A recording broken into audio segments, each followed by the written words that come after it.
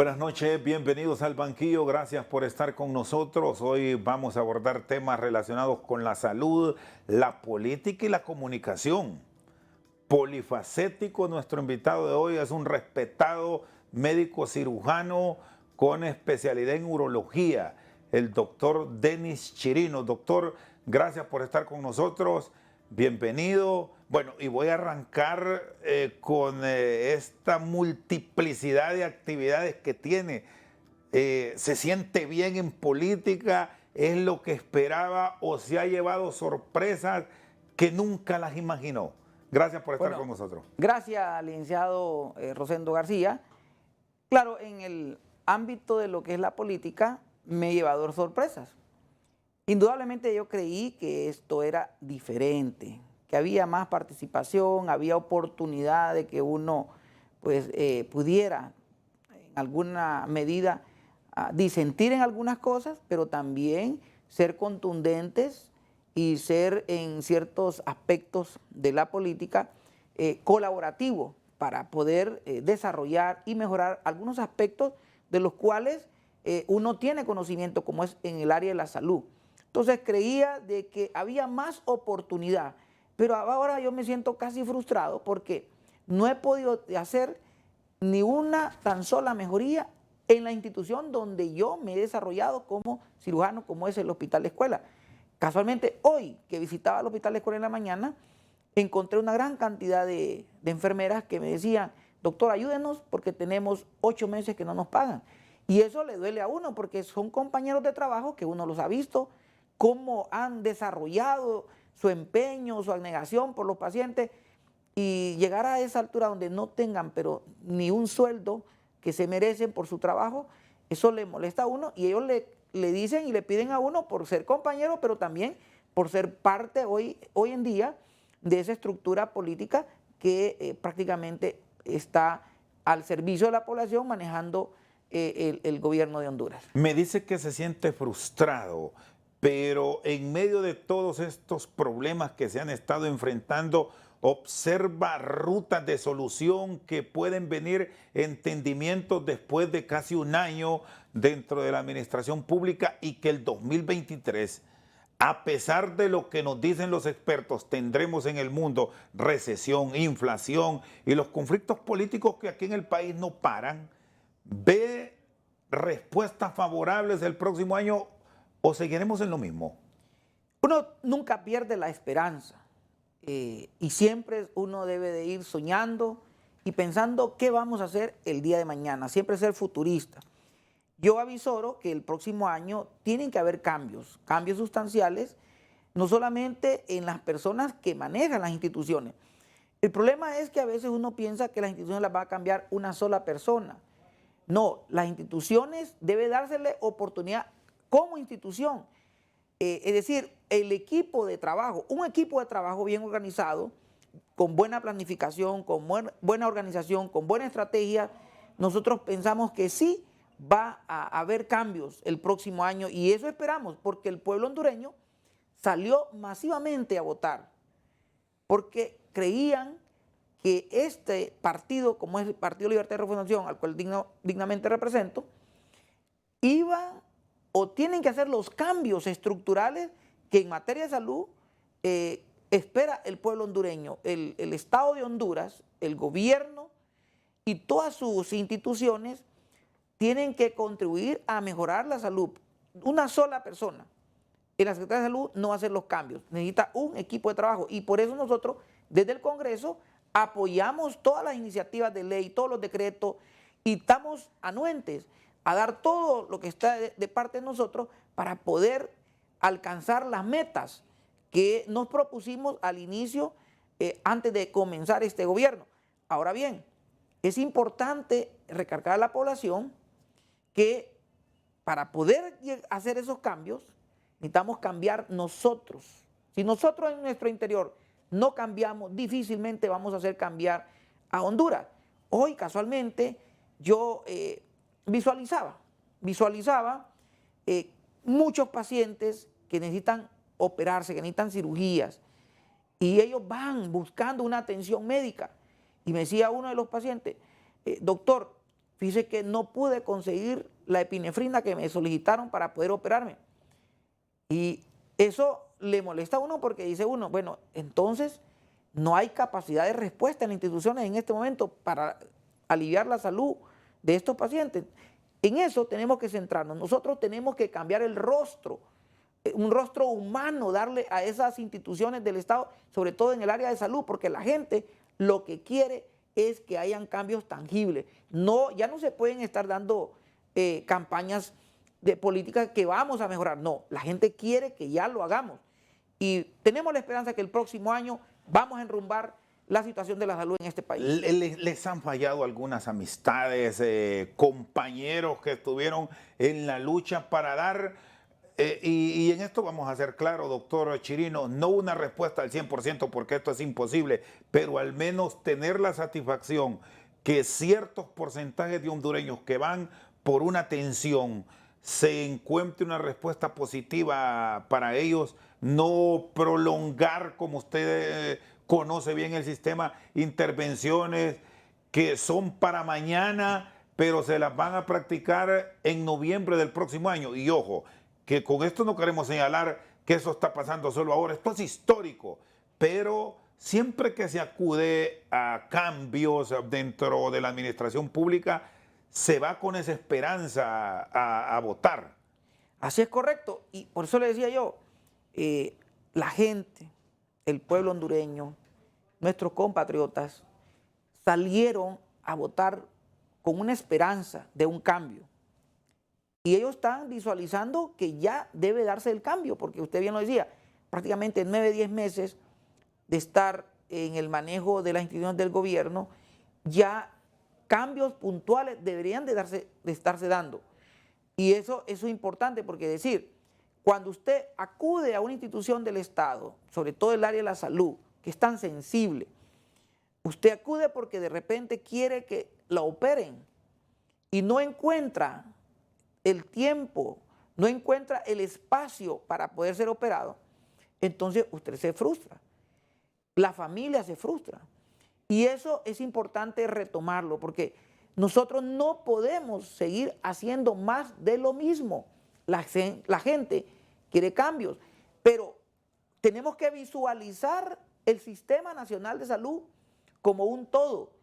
Es decir, en el año 2005, yo recuerdo que se creó lo que se llamaba el Consejo Nacional de Salud, pero nosotros seguimos haciendo historia como la que hacían los mayas antes. Todo lo que se hacía, el que venía lo deshacía porque no servía lo que hicieron antes. Y eso no puede ser. Tenemos que reconstruir sobre esa base que ya dejó tal vez un gobierno anterior. Y nosotros tenemos que aprovechar todas esas debilidades y hacerlas fortalezas. Y hacerlas fortalezas.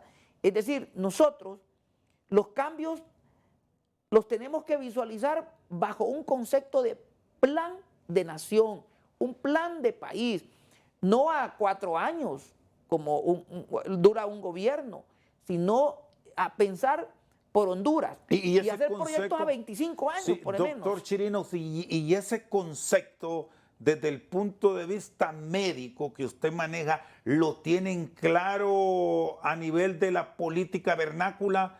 ¿O esa es parte de la frustración que tiene, que no se impulsan verdaderamente estos cambios y que seguimos con esos programas de que cada 4 años queremos esto y luego vamos cambiando?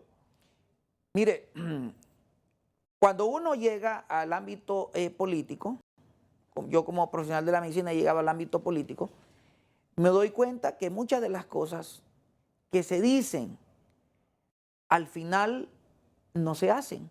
Y no se hacen porque no existe voluntad política. Debe haber una voluntad política para hacer esos cambios. Por otro lado, las personas que llegan a dirigir, es decir, son las personas que están en un estadio, por ejemplo, podríamos decir que son el público, no son los jugadores, no son los que tienen la experiencia, no son los que tienen la expertise para poder hacer los cambios. Entonces, ese es el problema, que a veces comenzamos a improvisar y en salud no podemos seguir improvisando. uno tiene que retomar lo que históricamente nos han heredado. En una institución hay gente valiosa, hay un recurso humano valioso. Sin embargo, cuando llegamos a una institución con ese sesgo político, que es realmente dañino, lo primero que hacemos nosotros es apartar, aunque sea una persona talentosa, una persona laboriosa, una persona disciplinada, honesta y con voluntad de trabajo, pero por no ser de mi partido, yo lo quito, yo lo aparto. Entonces, todo ese acervo histórico dentro de la institución, que habíamos formado ese recurso, por ejemplo, un recurso que lo formamos en planificación, otro recurso que formamos, por ejemplo, en estrategia, en organización, en administración, ese recurso lo apartamos y comenzamos con algo nuevo.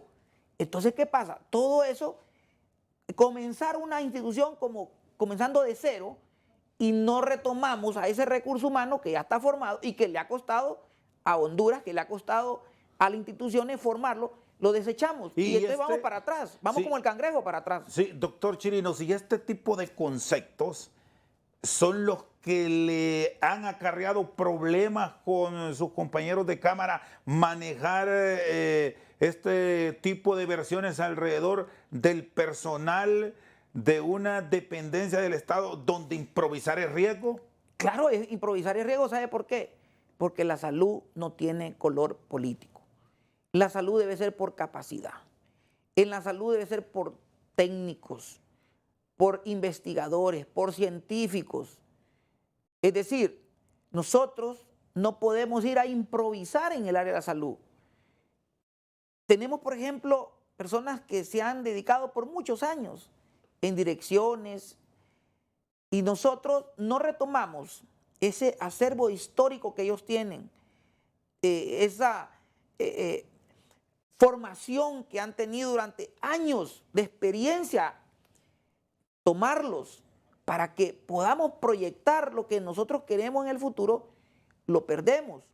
Y a veces nosotros comenzamos a decir, no, lo que hizo aquel está malo, no sirve y yo voy a comenzar a hacerlo algo de nuevo. Y ese es un error. Honduras, cada 4 años comienza de nuevo. Las instituciones aquí en Honduras, cada 4 años comienzan de nuevo. Y eso no puede ser. Uno mira aquí nomás en Centroamérica.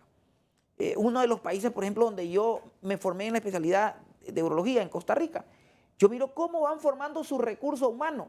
Y decir, yo en 10 años necesito tantos perinatólogos, en 10 años necesito tantos reumatólogos. Y ellos proyectan su recurso humano, construyen sus hospitales, pero aquí en Honduras, ¿cuántos años llevamos de que lo único que hacemos es arreglar los hospitales que ya están deteriorados, pero no construimos nuevas instituciones hospitalarias? Está con nosotros el doctor Denis Chirino, actual diputado al Congreso Nacional por Libertad y Refundación. Vamos a una pausa. Cuando regresemos, hablamos de los grandes retos en materia sanitaria para el 2023. ¿Cómo debe orientarse el presupuesto de la República en salud para tener infraestructura en buenas condiciones, para pagarle a ese personal de salud que reclama a diario y sobre todo para tener disponibilidad de fondos que nos permitan tener lo básico de medicamentos? Ya regresamos. Y vemos nosotros, por ejemplo, en las instituciones lo que se refleja, lo que nosotros observamos, lo que nosotros miramos, decimos que en este momento no está bien enrumbada lo que es el sistema de salud. Seguimos al banquillo, está con nosotros el doctor Denis Chirinos. Doctor, usted ha sido docente universitario en el área de medicina. Si le tocara evaluar a su colega José Manuel Mateu, ¿con qué nota lo pasa? Bueno, mire, déjeme decirle que el ministro de Salud, que actualmente ejerce las funciones, cuando nosotros hacemos evaluación del desempeño, cuando hacemos evaluación de gestión por resultados, indudablemente queda corto en su evaluación. Porque cuando usted revisa algo, los ítems, y dice, bueno, un presupuesto que solo se ha ejecutado en menos de un 30%, y ya estamos finalizando prácticamente este año y vemos el deterioro en que está el sistema de salud a nivel nacional, entonces nosotros decimos, ¿qué está pasando? La gestión no ha sido adecuada, el compromiso que tiene en este momento el gobierno para poder ejecutar esas políticas de salud ya planificadas y diseñadas, porque no son nuevas, y vemos nosotros, por ejemplo, en las instituciones lo que se refleja, lo que nosotros observamos, lo que nosotros miramos, decimos que en este momento no está bien enrumbada lo que es el sistema de salud. Ha fallado y esperamos que el próximo año, ya teniendo el pool de conocimiento adquirido durante este año, podamos hacer entonces los cambios pertinentes a partir del próximo año de enero. ¿Qué correcciones son básicas? En primer lugar, la concepción del Sistema Nacional de Salud. Nosotros tenemos que basarnos primeramente en el pilar fundamental del Sistema Nacional de Salud, que es fortalecer la atención primaria. La atención primaria en salud.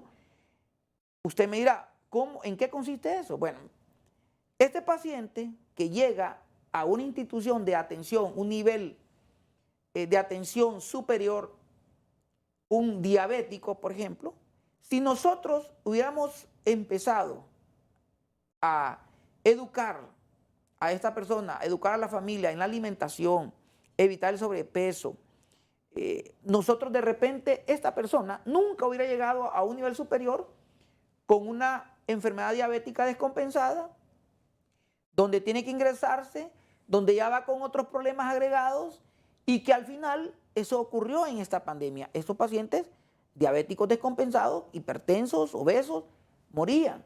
Pero en la atención primaria, en la prevención, nosotros, educando a esta persona, vamos a evitar, a disminuir la incidencia de esta enfermedad que hoy en día, a nivel mundial, es la que más problemas está ocurriendo a nivel, por ejemplo, de pacientes con problemas renales, con problemas de hipertensión.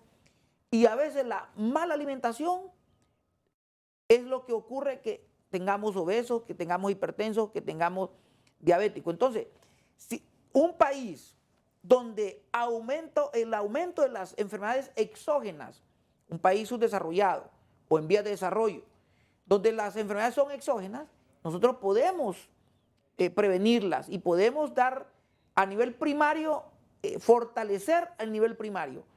Y claro, de esa medida vamos a ir fortaleciendo los otros. No es construyendo hospitales que se va a mejorar la salud del pueblo hondureño, sino fortaleciendo lo que tenemos y haciéndolo más efectivo. Por ejemplo, decir, cuando usted invierte un lempira en salud, que ese lempira llegue al necesitado, pero que no se queden, de 100 lempiras, no se queden 60 en la bolsa de las personas por corrupción. Entonces, también tenemos ahí un grave problema, que la corrupción nos está consumiendo también el sistema de salud pública en el país. Y cuando nos dice el actual ministro que para el próximo año viene una transformación y que se van a construir 7 u 8 hospitales o que al menos arranque ese proceso, ¿no genera confusión entonces frente a lo que usted nos dice que hay que fortalecer lo que tenemos porque observamos mucha infraestructura pero con carencias? Desde luego que perfectamente con un buen presupuesto distribuido en una forma adecuada se puede mejorar, doctor. Ahí es donde nosotros tenemos que visualizar. Es decir, desde hace cuántos años también tenemos hospitales que en este momento la población ha aumentado, la demanda ha aumentado y la oferta es poca. Pero también debe de ir aunado esa construcción de hospitales, no solamente por un hospital, no solamente las paredes, sino también el recurso humano. Usted tiene que también desarrollar el recurso humano para proyectar esa construcción. Y eso es lo que yo le decía ahorita. Por ejemplo, si usted va a construir un hospital pediátrico, usted tiene que saber cuántos pediatras tiene en Honduras, cuántos neonatólogos, cuántos neumólogos pediatras, cuántos radiólogos pediatras, cuántos oftalmólogos pediatras, cuántos hematólogos pediatras. Es decir, usted tiene que tener todos sus recursos humanos porque Un hospital no solamente las paredes, formar ese recurso humano, formar enfermería, tener buenos administradores. Entonces, es decir, no solamente la construcción, pero ese es un proceso. Ese es un proceso y nosotros tenemos que ir proyectando el desarrollo, no solamente de infraestructura, sino el desarrollo de recursos humanos, el desarrollo en cuanto a lo que es equipo, equipamiento, que es fundamental. Pero usted no puede traer, por ejemplo, una máquina cuando no tiene, por ejemplo, a un radiólogo. Usted puede tener la mejor máquina en una institución, pero si usted no tiene la formación del recurso humano, un radiólogo, de nada va a servir tener una máquina en una institución. Por eso tenemos que ir conformando equipos de trabajo donde se tomen en consideración todos estos elementos. Y está claro que planificación no ha existido de una forma adecuada. No, prácticamente, a pesar de que existen buenos planificadores en la Secretaría de Salud, pero como le decía, una sola persona no va a transformar el sistema de salud. Necesitamos un equipo de trabajo. Esto es multidisciplinario. Por eso le decía yo del Consejo Nacional de Salud que se hizo en el 2005, que fue un decreto donde estaban involucrados ONG, donde estaban involucrados alcaldes, donde estaban involucrados sindicatos, todos esos, el colegio médico, el colegio de psicólogos, el colegio de enfermeras, todo eso era un consejo donde ahí se tomaban las decisiones por el bien de la salud del pueblo hondureño. Pero solo funcionó un año y ahí se desapareció. Sí, porque vea sobre estos conceptos que me exponía, doctor, el tema de la diabetes o el azúcar en la sangre, así lo conoce gran parte de la población. ¿Cuántos endocrinólogos hay? Muy pocos. Su especialidad en urología, por tanto, cáncer de próstata, para tener una puntualidad de su conocimiento, hay muy pocos. Así es. Por ejemplo, solo en el área de urología, según la Organización Mundial de la Salud, dice que debe de haber, por cada 20,000 pacientes, debe haber un urólogo. ¿Y en Honduras cómo estamos con esa 200,000 por cada urólogo, en promedio. Es decir, neumólogos, casi no hay, cardiólogos, casi no hay, reumatólogos, casi no hay en Honduras. Entonces también necesitamos formar ese recurso humano, porque hay muchos, recuerde que de repente tenemos 2 cardiólogos, uno de ellos se jubila, pero queda uno. Imposible que pueda atender la gran cantidad de pacientes con problemas cardíacos, va a atender uno. Entonces tenemos que ir formando el recurso humano de acuerdo a la demanda que se está dando en cada institución. Y hay instituciones, por ejemplo, que no... Hoy casualmente escuchaba una noticia de Juticalpa, en Olancho, donde dice que un cirujano estaba por contrato y el otro estaba puesto por el Seguro Social. El que estaba por contrato lo despidieron y el Seguro Social canceló el convenio que tenía con el hospital de Juticalpa y entonces prácticamente el hospital de Juticalpa se quedó sin cirujano general. Imaginen la gran cantidad de pacientes que necesitan operarse de la vesícula, de hernia, de apéndice, las emergencias. Es decir, no podemos resolver esas cosas que son fundamentales y esenciales para el bienestar de la salud de los hondureños. ¿Cómo resolver el tema de los medicamentos? Porque por un lado nos dicen que sí hay un abastecimiento, pero la realidad en el sistema cuando llega el paciente es que no encuentra lo que ustedes, los facultativos, recetan. ¿Cuáles son los promedios que para una economía como la nuestra se deberían manejar como inventario permanente en el sistema sanitario público, doctor? Bueno, en cuanto a los medicamentos, recuerde que hay medicamentos que son básicos. Hay otros medicamentos que son esenciales y hay otro porcentaje de medicamentos que son vitales. Es decir, nosotros tenemos que manejar un inventario de todo esto. Cuando nosotros miramos que el inventario menos del 75% de medicamentos ya no existe, porque un hospital no puede quedar en cero, no puede quedar en cero. Entonces nosotros tenemos que evaluar qué es lo que está pasando. Y evidentemente nos damos cuenta que el sistema de salud en general, porque uno se comunica con diferentes hospitales del país, hemos visto que muchos de los pacientes tienen que ir a comprar a las farmacias externas los medicamentos, porque prácticamente hoy en los hospitales públicos solo estamos dando la receta para que el paciente vaya a comprar sus medicamentos. No se llevan sus medicamentos. Entonces, un hospital, por ejemplo, en el hospital de escuela, los que en este momento administran la institución de manera inteligente, de manera proactiva, a tiempo hicieron los procesos y el hospital de la escuela por lo menos ha mantenido por lo menos más del 75% en este momento de medicamentos. Pero hay en otros hospitales donde nivel central es la que distribuye esos medicamentos, todavía no han llegado. Casualmente, hace poquito me llamaba una muy buena amiga desde Puerto Cortés, el lugar donde yo nací, y me decía, me acaban de ingresar aquí en el hospital de área de Puerto Cortés porque me van a operar de la vesícula. Pero me pidieron la bupivacaína, la epinefrina, todos los medicamentos que necesitan para poder operar a la señora, se lo pidieron. Entonces, inmediatamente usted dice, significa entonces que los hospitales no tienen los medicamentos básicos y no digamos los esenciales ni los vitales. Un medicamento, por ejemplo, una adrenalina, en un paciente que hace un paro cardíaco y usted necesita inmediatamente la adrenalina, o un paciente que haga con un broncoespasmo que necesita usted administrarle adrenalina, si no lo tenemos, un paciente, al no tener ese medicamento ahí, un paciente puede fallecer, un hondureño que puede fallecer. Y eso no lo podemos seguir permitiendo. Muy bien, está con nosotros el doctor Denis Chirinos, actual diputado al Congreso Nacional y un destacado urólogo en el país. Vamos a una pausa y ya regresamos. Yo creo que una de las preguntas que yo le podría hacer al doctor Matthew es realmente qué es lo que necesita del grupo de médicos que están en el Congreso. Seguimos al banquillo con el doctor Denis Chirinos. ¿Se han dado los fondos requeridos por salud para enfrentar un 2023 con muchos retos? ¿O siente, doctor, que lo presupuestado se está quedando corto? Le traslado este interrogante porque su también compañero de Cámara y médico, Carlos Umaña, hablaba de al menos unos 5.000 millones de lempiras adicionales, pero el ministro Mateo dice que con 1.500 resuelve. Bueno, mire, yo le voy a decir una cosa, solo ahí nosotros en la institución, por ejemplo en el hospital de escuela, hay un déficit de más o menos unos 800 millones de lempiras. Solo el hospital de escuela. Solo el hospital de escuela, solo el hospital de escuela, ¿verdad?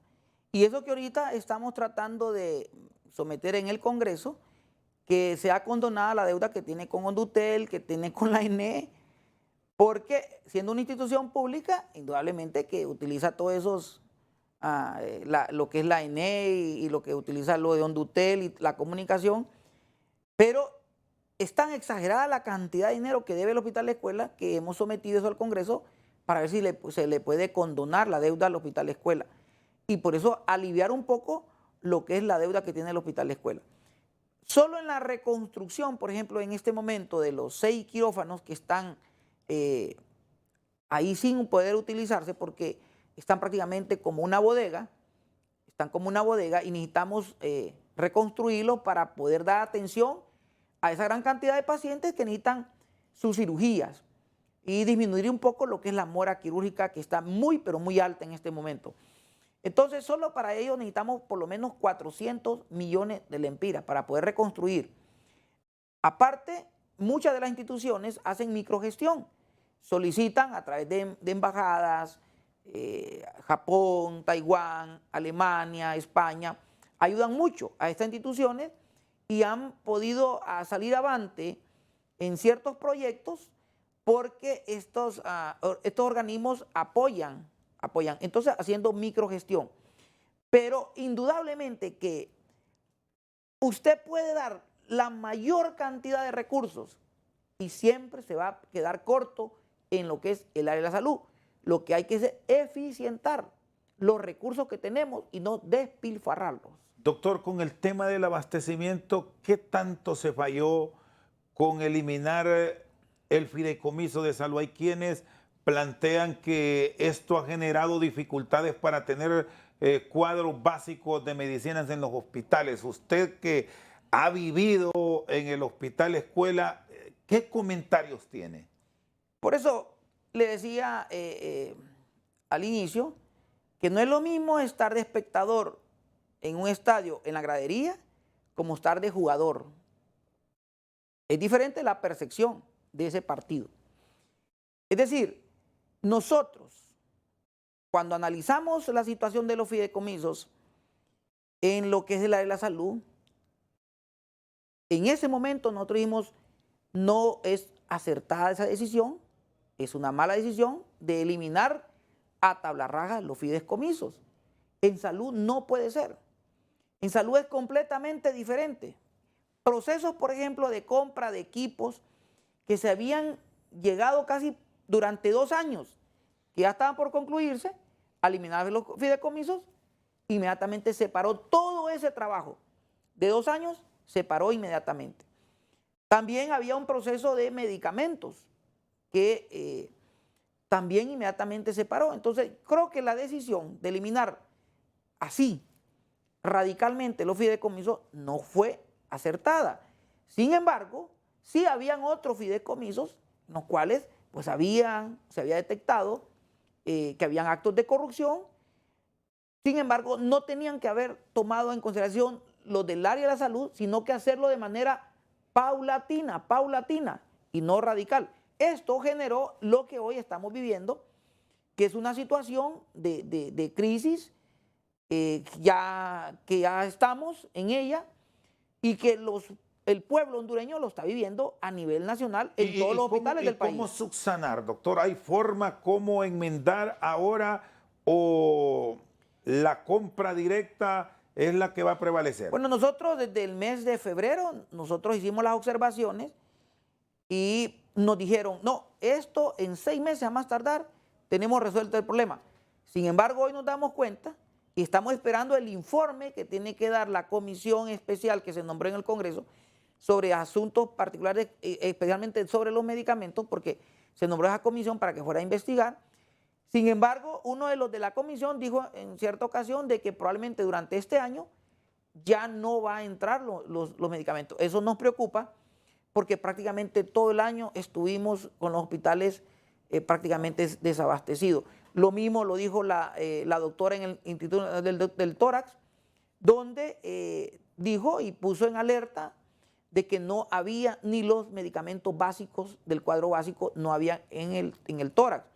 Entonces, cada uno protesta desde sus diferentes ámbitos y el problema es la decisión que se tomó, que eso va a acarrear indudablemente graves consecuencias en esta área de los medicamentos que es tan sensible para la atención de los pacientes. Y por este tipo de conceptos que usted maneja, doctor, antes de político médico, es que le genera tanta polémica con sus compañeros de Cámara.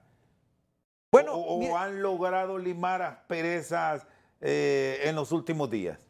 Bueno, yo estoy en un partido, se llama Libertad y Refundación, donde hay apertura, es decir, no todos estamos uniformados, tenemos muchas veces que disentir de ciertas cosas, la opinión, la dialéctica es importante y es fundamental para el desarrollo y nosotros no vamos a pensar lo mismo, todos no vamos a poder pensar lo mismo. Sin embargo, dar nuestra opinión con respeto, dar nuestra opinión basados en ciencia, basados en tecnicismo, yo creo que desde ese momento nosotros estamos hablando no solamente con la verdad, sino con situaciones técnicas vividas como profesional de la medicina. Ahora, en el área de lo que es la política, dentro de mi partido yo tengo que decir la verdad, porque yo lo que quiero es que mi partido haga un buen gobierno, que el gobierno de la presidenta Xiomara sea histórico, sea el mejor, y por eso yo estoy aquí, para dar mis mejores conocimientos, para dar mi experiencia en el área de salud, porque eso fue lo que me motivó a mí a participar en política. Todo con respeto y todo en el ámbito de la camaradería, yo creo que se pueden solucionar los problemas. ¿Cuándo llevarán al doctor José Manuel Mateu a la Cámara? ¿Van a tener la oportunidad de escucharlo en pleno? ¿Será individual? ¿Y qué pregunta le haría usted sobre este tema? Bueno, mire, ya en una ocasión él fue a dar un bosquejo de cómo había encontrado un informe de lo que había encontrado en la Secretaría de Salud. Recientemente, hace aproximadamente unas 3 semanas, una de las diputadas dijo que había que interpelarlo. Se escucha fuerte la palabra, pero la interpelación es parte de las leyes y las normas que ya están establecidas en este Estado de Derecho, y él puede ir a dar mucha información ahí, pero a veces se pierde, esa oportunidad de poder buscar soluciones a los grandes problemas del país, y lo que llega es más que todo es a un dime que te diré en esas instituciones que no van a resolverse. Entonces yo creo que muchas veces nosotros tenemos que abordarlo de manera particular a él, porque el objetivo es ayudar a que la gestión y la administración de la salud del pueblo hondureño sea de la mejor. Y nosotros estamos en ese afán de ayudar, de contribuir, claro, en la medida en que se pueda, porque si nos cierran las puertas y no nos dejan poder ayudarles, no vamos a poder. Yo creo que una de las preguntas que yo le podría hacer al doctor Matthew, que realmente qué es lo que necesita del grupo de médicos que están en el Congreso, porque mire, yo le digo una cosa, primera vez en la historia que habemos 42 médicos legislando, propietarios dentro del Congreso. Eso es algo histórico porque eso se dio prácticamente por la pandemia. La gente se identificó con los médicos, y algo histórico porque no creo que se pueda volver a dar esto, que mucha gente votó por los médicos, por todo lo que se vio durante esta pandemia, y que eso dio resultado al final en las elecciones para que esos médicos fueran al Congreso. Y hay un compromiso, es decir, llegar al Congreso y no poder hacer nada por la salud del pueblo hondureño sería frustrante para uno. Por eso estamos tratando de hacer un conjunto de todos los médicos que están en el Congreso, nacionalista, democracia cristiana, de todos, liberales, libres, todos unidos, por ejemplo, el PCH, todos unidos, tratar de hacer un proyecto de salud para poder recuperar todo el Sistema Nacional de Salud, que está en este momento en una grave crisis. Muy bien, el doctor Denis Chirinos con nosotros al banquillo. Una pausa, ya regresamos. Hubo una sobrevaloración de esos hospitales, pero que son como alguien lo dijo, son basura, son chartarra. No, eso no. Es decir, sí se pueden adaptar y sí se pueden tomar estos hospitales en lugares donde se pueda ejecutar, por ejemplo, cirugía ambulatoria.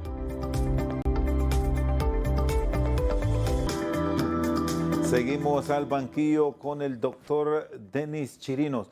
Bueno, me hablaba que uno de los grandes retos que habrá que enfrentar en el tema sanitario, más allá del tema medicamentos, que es clave, del recurso humano, la infraestructura. Doctor, ¿usted atiende en uno de los hospitales modulares o los famosos hospitales móviles, hospitales chatarra? ¿Qué realidad se vive en ellos? Bueno, mire, yo le voy a hablar de manera técnica, de manera científica. Es decir, nosotros hemos operado, hemos estado dentro de lo que es el hospital móvil. Aquí en Tegucigalpa, por ejemplo, se instaló ahí cerca del PANI, atrás del hospital del tórax. Ahí está la unidad del hospital móvil, donde lo que se hizo fue adaptarlo para que hubieran 2 salas de quirófano, donde tenemos 2 salas de recuperación y donde se han ejecutado más de 1.500 cirugías. Indudablemente que no vamos a obviar de que fueron de manera onerosas adquiridos, es decir, hubo una sobrevaloración de esos hospitales, pero que son como alguien lo dijo, son basura, son chartarra. No, eso no. Es decir, sí se pueden adaptar y sí se pueden tomar estos hospitales en lugares donde se pueda ejecutar, por ejemplo, cirugía ambulatoria, donde se pueda hacer hospitalización de pacientes delicados, porque tienen todos sus monitores, tienen su central de oxígeno, tienen su central de rayos X. Es decir, son hospitales muy, muy organizados, pero que también hay que cuidarlos. ¿Por qué? Porque van a tener deterioro, porque están a la intemperie y van a tener deterioro. Entonces, Es decir, en debemos de ciertas retomar comunidades eso. pueden funcionar. Claro, están funcionando. El hospital aquí en Tegucigalpa está funcionando y, como le digo, se han ejecutado más de 1.500 cirugías. Primero comenzó cirugía, urología, después llegó ginecología, está cirugía pediátrica, está cirugía plástica. Se están haciendo todo lo que es también haciendo en muchos de ellos las fístulas arteriovenosas de pacientes con insuficiencia renal que tienen una mora quirúrgica muy grande. Ahí se están haciendo cirugías ambulatorias y también se está haciendo prácticamente lo que es la cirugía de lo que es el área ginecológica. Entonces sí se puede reutilizar estos hospitales y hacerlos factibles en algunas zonas del país donde difícilmente van a tener acceso a un hospital. ¿Por qué el ministro dice que no sirven? Y que ahí hay que dejarlo. Desconozco. Yo casualmente el día de hoy estuvimos ahí operando una paciente, resultó muy bien y resolvemos los problemas. Al final lo que uno quiere es resolver los problemas de salud del pueblo hondureño que llega en busca de atención médica. Ahí se pueden hacer hernias, ahí se pueden hacer orquidopexias, ahí se pueden hacer circuncisiones, varicocele, cistocele, rectocele, todo lo que uno puede hacer, lo puede hacer en esos hospitales. Y son agradables, es agradable estar dentro de ese hospital trabajando. Doctor, bueno, usted es urólogo, ¿ha cambiado el concepto del hondureño ahora que ya estamos saliendo de la pandemia, que ya hay un control puntual del COVID en los chequeos? Esto porque no sé si los hondureños seguimos viendo como un tabú el examen de próstata. ¿Qué registros tiene usted? Bueno, mire, durante la pandemia, indudablemente la atención de lo que es la consulta externa disminuyó, por eso aumentaron mucho la mora quirúrgica también, pero ya ahora, ya retomando la consulta externa, los pacientes están llegando. Los pacientes no llegaban a los hospitales porque tenían miedo a adquirir también el COVID, pero ahora ya están llegando. Lo aconsejable es de que todos los hombres, sabiendo que el cáncer de próstata es el cáncer más frecuente en el hombre y que puede matar al hombre si no se diagnostica de manera adecuada y precoz. Desde los 35 años, si tiene factores de riesgo, si tiene antecedentes de cáncer en la familia, hay que hacerse el examen de antígeno prostático y el tacto rectal desde los 35 años. Y si no, pues a partir de los 40 años es mandatorio que usted cumplió los 40 años, tenga o no tenga síntomas, se haga el examen de la próstata. Doctor, ¿y cuáles son las edades que ahora los nuevos protocolos están mandando? Bueno, mire, después de los 35 años, usted se hace su tacto rectal y su antígeno prostático, su ultrasonido. Llega a los 40 años, aunque no tenga síntomas, no tenga orinadera, no tenga ardor para orinar, no se levante tantas veces en la noche a orinar, no tenga dificultad para comenzar el chorro o goteo terminal, usted se hace el examen y ese examen, si encuentra alguna alteración, usted debe de repetirlo cada 6 meses. Si no encuentra ninguna alteración, entonces es mandatorio hacerlo cada año, Algunos pacientes hasta se les puede hacer cada 2 años, si ya durante 2 periodos ha estado completamente normal su antígeno y completamente normal su tacto rectal, hacérselo cada 2 años y no hay ningún problema. Sí, seguimos con ese temor. Advierte eso cuando llegan en consulta y muchas veces hasta inventan que es otra persona y es el paciente que tiene enfrente el que está pasando la realidad que le traslada a usted sobre otra persona. Sí, claro, porque mire, todavía tenemos nosotros ese concepto del machismo muy arraigado en nuestra sociedad. Y eso hace que muchos de los hombres tengan miedo, temor a un examen prostático, que yo les digo, solo dura 20 segundos, pero que puede significar 20 años más de sobrevida, 20 años más de estar con su familia, 20 años más de estar con sus hijos, 20 años más de ver crecer a sus hijos. Entonces, por un tacto rectal, uno diagnostica la sospecha de cáncer. Después de esto tiene que hacer una biopsia. La biopsia determina si existe o no existe cáncer. El cáncer de próstata es curable. El 90-95% de las personas cuando diagnostica a tiempo son curables del cáncer de próstata. Hoy en día en Honduras tenemos hasta tecnología. ¿Por qué? Porque ahora ya tenemos, por ejemplo, en Honduras, ya tenemos la resonancia multiparamétrica que nos determina con mucha exactitud si hay o no hay cáncer en la próstata. Entonces, yo creo que lo más adecuado es hacerse su examen de manera rutinaria, igual que la mujer su citología, igual que la mujer su mamografía, sabiendo que los cánceres más frecuentes a nivel mundial es el cáncer de próstata en el hombre, cáncer de mama en la mujer y cáncer cervicuterino en la mujer. ¿Cuántas personas mueren en Honduras por cáncer de próstata? En este caso, hombres. ¿Tiene ese dato o aproximado, doctor? Sí, aproximadamente hoy a nivel de Centroamérica, porque nosotros tenemos mucha información de México y de Costa Rica, estamos viendo, por ejemplo, que de 10 pacientes, por lo menos uno de ellos va a tener cáncer de próstata temprano al momento del diagnóstico. Doctor, y salimos ya de la pandemia, ya es un COVID totalmente manejable por ustedes, los facultativos, ya debemos ir pensando en ir quitando la mascarilla, por lo menos para sitios abiertos. Pues mire, es decir, si ya tenemos más del 70%, 80% de vacunación, si ya sabemos de que ha habido lo que nosotros llamamos ya la inmunización de rebaño, ya hemos visto que los casos a nivel intrahospitalario han disminuido notablemente, ya no hay casos graves, y que la mayor parte, más del 80% de los casos, si hay casos, son leves, como una gripe normal.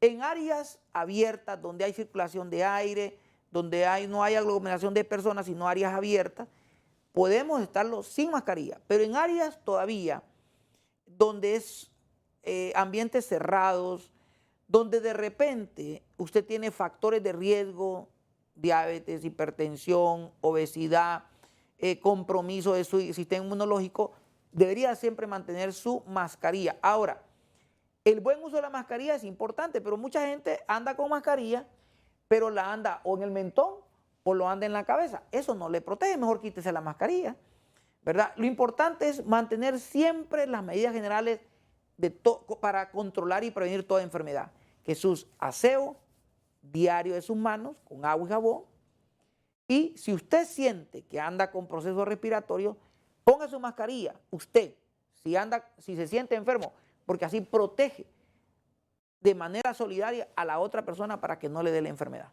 Doctor, ¿habrá que seguir vacunándose el próximo año los que ya tienen 3, 4 y quizás algunos que tienen hasta 5 dosis?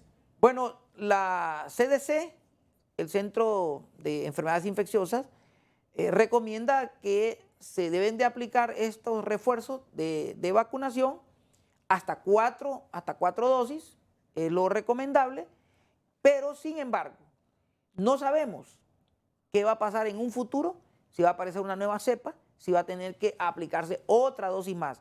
Eso no lo sabemos. Recuerde que es una enfermedad que día a día, cada año está cambiando.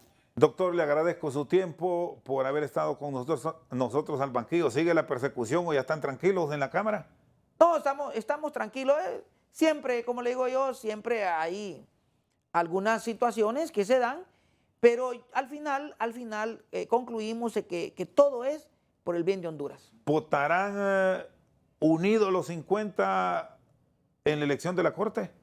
Estamos haciendo los consensos, estamos todavía llegando a acuerdos, pero es fundamental que tenemos que pensar primero en Honduras y luego pensar en intereses particulares. Muy bien, el doctor Denis Chirinos con nosotros esta noche al banquillo. Por su sintonía, muchas gracias.